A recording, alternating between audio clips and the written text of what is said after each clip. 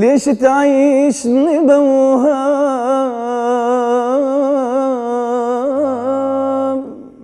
كل شي ولا حس تلعب علي، الله، كل شي ولا حس تلعب علي. ما شاء الله، صوت جميل حبيبي. احسنت. ليش ما شاركت بأرب ايدل مثل ما عمار كوفي شاركت؟ ليش ما شاركت؟ ايش عجب؟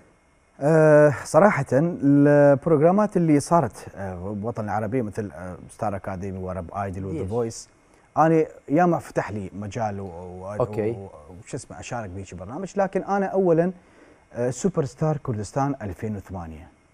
طيب زين، انا معك وانت فزت. الحمد لله، لكن شفت يعني مو خوف